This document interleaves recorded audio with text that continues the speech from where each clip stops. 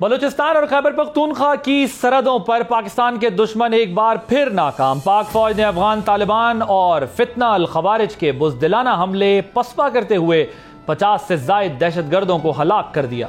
अब पाकिस्तान ने अफगान उबूरी हुकूमत की दरख्वास्त पर 48 घंटे सीज फायर का फैसला किया है। इससे पहले ISPR के मुताबिक 15 अक्टूबर की सुबह अफगान तालिबान ने बलूचिस्तान के बॉर्डर डिस्ट्रिक्ट चमन में 4 मुख्तलिफ मकामात पर हमले किए, तहम पाकिस्तानी सिक्योरिटी फोर्सेस ने भरपूर जवाबी कार्रवाई करते हुए उनके अज़ाइम खाक में मिला दिए। इस दौरान दुश्मन की मुतादिद चेक पोस्टें और टैंक भी तबाह कर दिए गए। अफसोसनाक पहलू यह है कि अफगान तालिबान ने हमले शहरी आबादी वाले रास्तों से किए और अपनी ही जानिब वाक़े पाक अफगान दोस्ती गेट को तबाह कर दिया। खित्ते के अमन और दोस्ती के रिश्ते पर एक और कारी ज़रब ये लगी है इस सारे प्रोसेस के जरिए। ISPR के मुताबिक इस नौयत की कार्रवाई अफगान तालिबान और फितना अल खवारिज की जानिब से खैबर पख्तूनख्वा के कुरम सेक्टर में भी की गई, जिसे पाक फौज के जवानों ने जुर्रत और बहादुरी से नाकाम बनाया। जवाबी कार्रवाई में दुश्मन की 8 चौकियों और 6 टैंकों को तबाह कर दिया गया। कार्रवाई के दौरान 30 से 40 दहशतगर्द हलाक हुए। पाक फौज ने अफगान हुकूमत के इस झूठे प्रोपेगेंडे को यकसर मुस्तरद कर दिया है कि हमला पाकिस्तान ने शुरू किया। तर्जुमान के मुताबिक ये गुमराह कुन इल्जामात सिर्फ सच को छुपाने की नाकाम कोशिश है। ISPR ने वाज़ेह किया कि पाकिस्तान की मुसल्लह अफ़वाज मुल्क की खुद मुख्तारी, सलामती और सरहदों के दिफा के लिए मुकम्मल तौर पर तैयार है और पाकिस्तान के खिलाफ किसी भी जारहाना इक़दाम का भरपूर और मौसर जवाब दिया जाएगा। दूसरी तरफ भारत की अस्करी क़यादत के इश्तियाल अंगेज बयानात में भी तेजी आ रही है। भारत के DGMOs ने हालिया जंग में पाकिस्तान के जानी नुकसान के गलत आदाद शुमार पेश किए। उनकी जानिब से यह मजे का खेज दावा भी सामने आया कि पाकिस्तान के 12 तैयारे तबाह हुए हैं। इसके अलावा भारत की वेस्टर्न कमांड के सरबराह ने पहलगाम जैसे एक और हमले का खदशा जाहिर किया है, जिसे भारत की जानिब से पाकिस्तान के खिलाफ एक और मुमकिना मिस एडवेंचर की तैयारी करार दिया जा रहा है। देखना है कि यह मामला किस जानिब बढ़ रहा है। इसी पे बात करने के लिए हमारे साथ मौजूद है barrister Daniyal Chaudhry, parliamentary secretary for information and broadcasting, PMLN से ताल्लुक है। हमें डिफेंस एनालिस्ट ज्वाइन करेंगे और प्रोग्राम के आखिरी हिस्से में हमारे साथ आरिफ हबीब साहब मौजूद होंगे, चेयरमैन है आरिफ हबीब ग्रुप के। दानियाल चौधरी साहब, मुझे ये बताइएगा, गवर्नमेंट अफगान इंतजामिया से बात कर रही होगी, क्या कहना है अफगान इंतजामिया का, उनको प्रॉब्लम क्या है? थैंक यू जी आदिल साहब for having me on the show.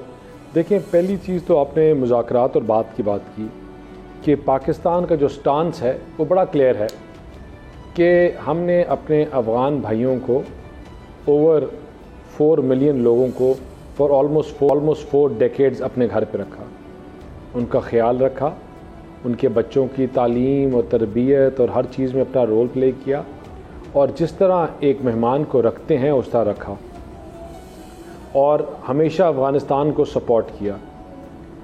हमारा अफ़गानिस्तान के साथ जो ताल्लुक़ है वो भी बड़ा इम्पॉर्टेंट है।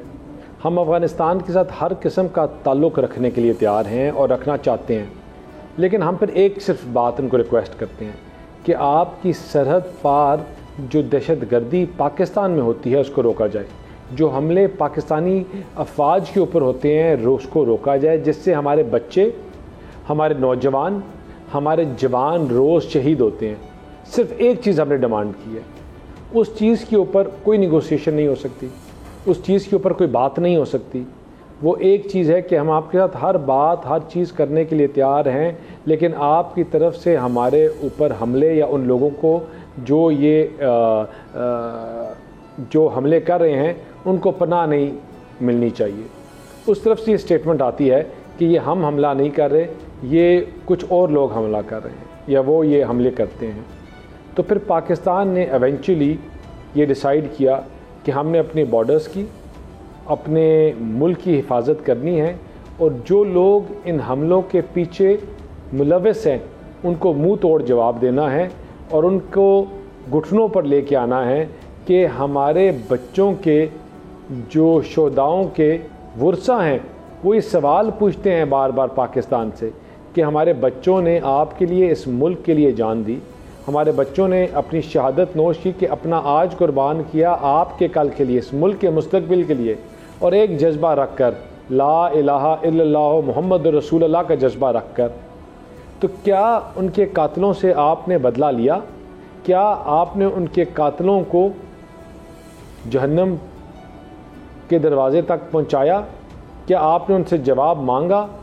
तो उस चीज़ को जवाब देने के लिए पाकिस्तान जो ऑपरेशन कर रहा है या जो जवाब दिया वो उन हमलों की रिटेलिएशन है, जिसको हम अफ़गान हुकूमत को बता भी चुके, उनको बार बार बावर भी करा चुके कि जो अफ़गानिस्तान की साइड से पाकिस्तान के ऊपर और हमारे जो लोग हैं उनके ऊपर हमले किए जाते हैं, that will not be accepted at any cost.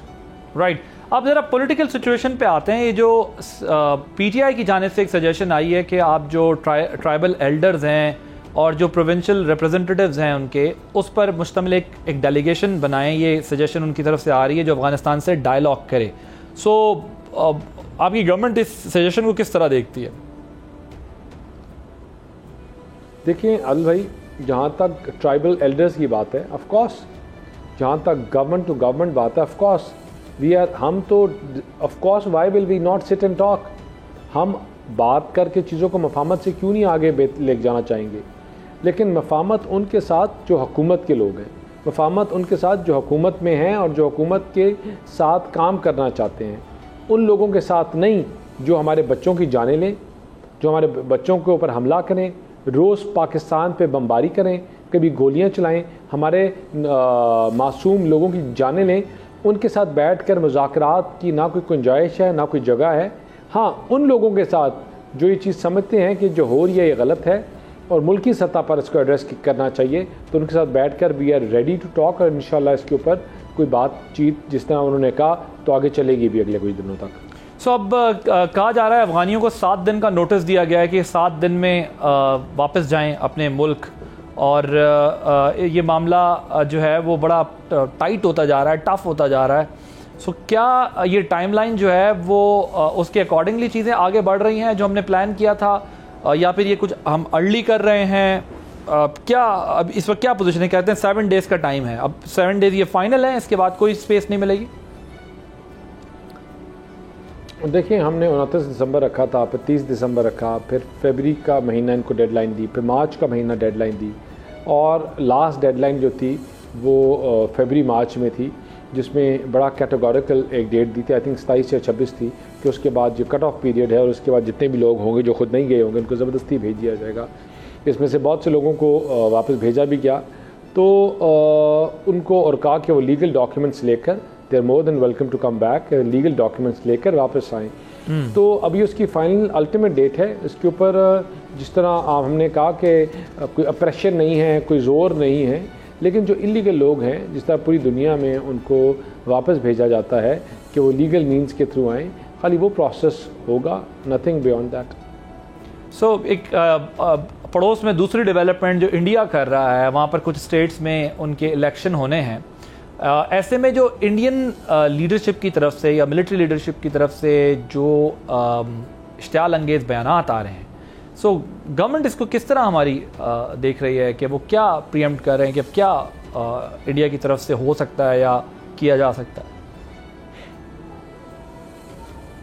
देखें, इंडिया जो है एक हारा हुआ मुल्क है अभी एज ऑफ राइट नाउ, जिसने अपनी इंटरनेशनल फोरम्स पे भी अपनी स्टैंडिंग को लूज़ किया है और डोमेस्टिकली भी जो मोदी की गवर्नमेंट है उसको बड़ा वीकन किया है। अब उसकी आंखों में खून तो उतरा हुआ है, बदला भी लेना है, कुछ कर भी नहीं सकते, लेकिन और वो प्रॉक्सीज़ को इस्तेमाल करते हैं, कभी अफ़गानिस्तान के थ्रू, कभी किसी और चीज़ के थ्रू, लेकिन पाकिस्तान स्टैंड्स फर्म। जो हमारा अज़म है उसको कोई हरा नहीं सकता, हमारे अज़म से कोई जीत नहीं सकता, और इंशाअल्लाह इन तमाम चीज़ों का जब भी कोई रिटेलिएशन हुई तो पाकिस्तान मुंह तोड़ जवाब देगा। लेकिन हम कॉन्फ्रंटेशन के रिटेलिएशन के हक़ में ना हैं ना थे।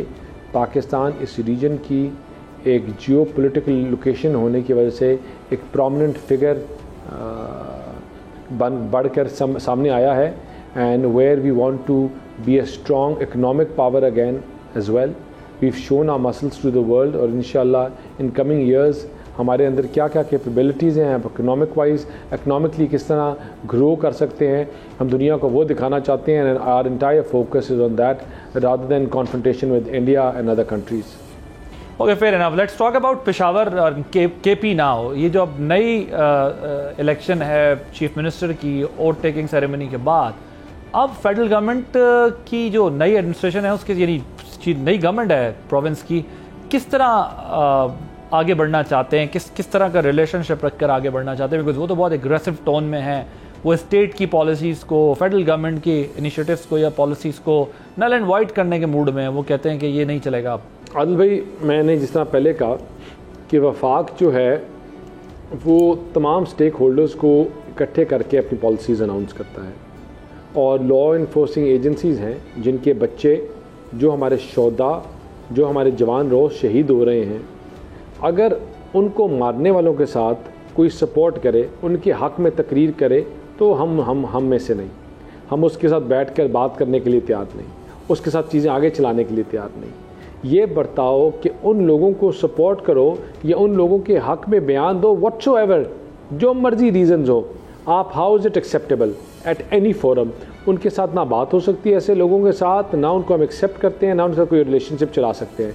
हाँ, आइनी पोजीशन है चीफ़ मिनिस्टर की, चीफ़ मिनिस्टर के साथ जो भी होगा, हम जहाँ तक उनकी बात है उसको हम कंडेम भी करेंगे, उनकी स्टेटमेंट्स को, उसके ऊपर आपको हम एक्शन भी लेंगे, उनको हम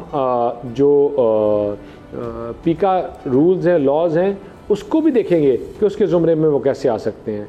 कि मतलब ऐसा बंदा जो मुल्क को तोड़ने की बात करे, जो मुल्क को आग लगाने की बात करे, जो पाकिस्तान के लोगों को शहीद करने की बात करे और कहे कि मैं बलूचिस्तान के साथ खड़ा हूँ या उन लोगों के साथ जो अग्रेसर्स हैं उनके साथ खड़ा हूँ, उनके साथ कोई there is no tolerance on it, और उसके ऊपर उसको सीधा जवाब दिया जाएगा। और फिर हम देखेंगे कि लॉ अपना कोर्स क्या लेता है, क्या किया जाता है, लेकिन हम जिस ऑफिशियल चैनल पे इसको फाइट कर सके, हम उसको फाइट करेंगे। सब्सक्राइब करें और बेल दबाएं ताकि कोई खबर रह न जाए।